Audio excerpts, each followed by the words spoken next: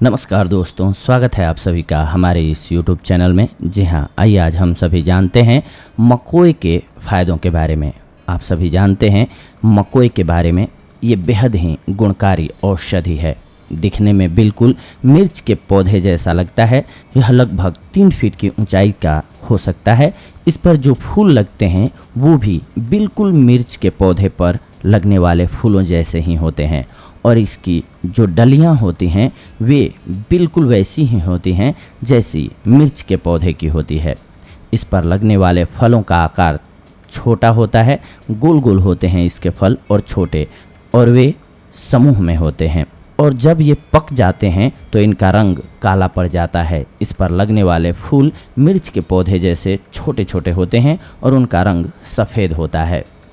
ये बहुत ही गुणकारी औषधि है। वैसे आप सभी अपने घर के आसपास देखते होंगे, बचपन में बहुत लोगों ने खाया भी होगा इसको।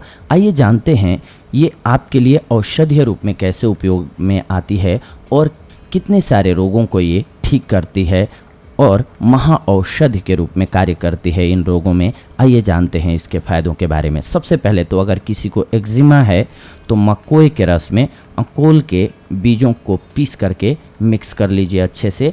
मिक्स करने के बाद आपको स्किन पर यानी कि एक्जिमा के चकत्ते पर लगाना है। इससे एक्जिमा के चकत्ते समाप्त हो जाते हैं।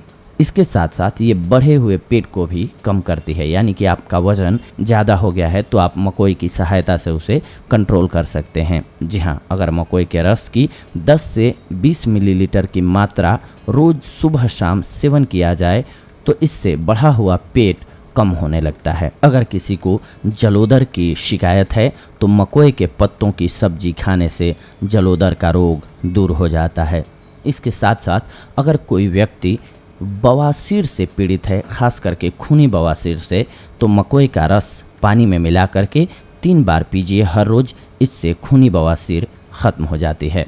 इसके अलावा किसी के कान पर सूजन हो तो इसके लिए 10 से 20 मिलीलीटर मकोई के डालियों और पत्तों के रस को शहद के साथ मिला करके सुबह शाम खाने से या फिर मकोई की सब्जी खाने से आपके कान की सूजन ख़त्म हो जाएगी। इसके रस को कान की सूजन पर लगाने से भी सूजन कम हो जाती है। इसके अलावा उल्टी में, जी हाँ, अगर किसी को बार बार उल्टी हो रही है तो मकोई के रस में सुहागा मिला करके पीने से उल्टी होनी बंद हो जाती है। इसके अलावा कब्ज से राहत पाने के लिए मकोई का रस पिएं। शौच खुल करके आती है और कब्ज ठीक हो जाती है। पेट को साफ करने के लिए ये बहुत ही अच्छी औषधि के रूप में कार्य करती है। बस आपका सेवन करने का मात्रा जो है वो नियमित होना चाहिए, बहुत ज़्यादा मात्रा में इसका उपयोग नहीं करना चाहिए। कुष्ठ रोग, इसके लिए मकोई की 20 से 30 पत्तियों को पीस करके लेप लगाने से कोढ़ का रोग नष्ट हो जाता है। ये दांतों के लिए भी लाभकारी है। इसके लिए मकोई के रस में घी या तेल बराबर मात्रा में मिला करके दांतों की जगह पर लगाने से दांत बिना दर्द के ही निकल आते हैं। मुंह के छाले, जी हाँ, इसके लिए मकोई के 5 से 6 पत्तों को आपको चबाना है। बस चबा करके और थूकते जाना है। जो मुंह में लार बने उसको, आपके मुंह के छाले ठीक हो जाएंगे। इसके अलावा अगर कान में दर्द रहता हो तो मकोई के पत्तों का गर्म रस 2-2 बूंद कान में टपका दीजिए, इससे लाभ होता है। यह अनिद्रा आने की समस्या में भी काफ़ी लाभकारी सिद्ध होती है। इसके लिए मकोई की जड़ों का 10 से 20 मिलीलीटर काढ़ा बनाकर थोड़ी मात्रा में गुड़ मिला करके रोगी को पिलाने से नींद आने लगती है। इसके अलावा कच्चे सूत में मकोई के जड़ को माथे पर बांधें अथवा बिजौरा नींबू सिरहाने पर रखें तो नींद जल्दी आ जाती है। इसके अन्य गुण भी बहुत ही लाभकारी होते हैं और प्रभाव होते हैं, जैसे कि मकोई का उपयोग करके हम 3 प्रकार के दोषों को ख़त्म कर सकते हैं।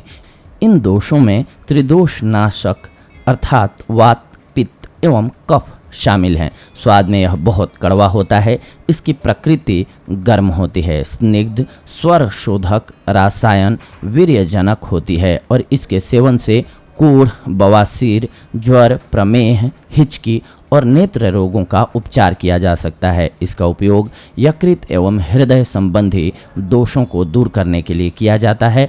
जब यकृत ठीक अवस्था में कार्य नहीं कर पाता है या उसकी कार्य करने की शक्ति कम हो जाती है तो हमारे शरीर में अनेकों रोग हो जाने का खतरा उत्पन्न हो जाता है या फिर रोग लग ही जाते हैं, जैसे कि सूजन, पतले दस्त, पीलिया जैसे रोग और बवासीर इत्यादि हो जाता है। इस प्रकार के रोग हो जाने पर मकोए का इस्तेमाल करने से इनसे मुक्ति मिलती है। इन रोगों को आसानी से दूर करने में मकोए नाम की यह औषधि बहुत ही गुणकारी है। बीमारी की अवस्था में इसका सेवन करने से यह यकृत की कार्यविधि की क्षमता को बढ़ाने में सहायक है।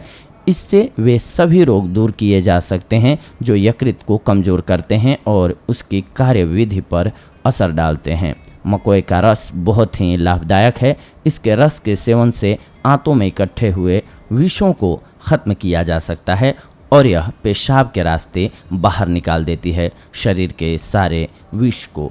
इसके अलावा इस औषधि के रस के सेवन से शरीर में कहीं भी सूजन हो या फिर यकृत की सूजन हो, इससे आराम मिल जाता है। इसके अलावा यह खूनी बवासीर में भी बहुत ही लाभप्रद है। यदि किसी भी प्रकार का हृदय रोग है तो उसमें मकोए का फल खाने से तुरंत ही आराम मिलता है। पेट के रोग भी इसके रस का सेवन करके मिटाया जा सकता है। और इसके अलावा यदि कोई व्यक्ति नेत्र रोग से पीड़ित है तो ऐसी अवस्था में मकोए का रस तो उस व्यक्ति के लिए मानो अमृत के समान है।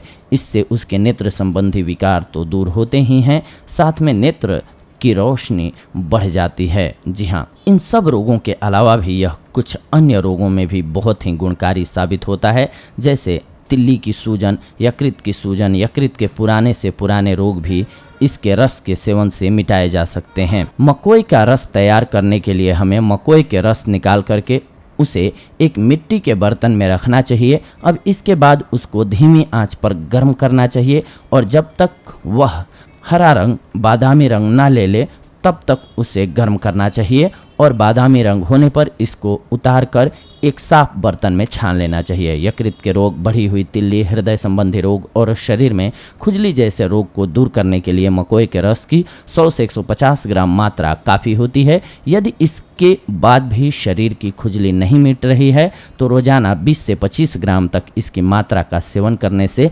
निश्चित ही यह दूर हो जाएगी। रक्त को शुद्ध करने के लिए भी यह रस बहुत ही लाभदायक होता है।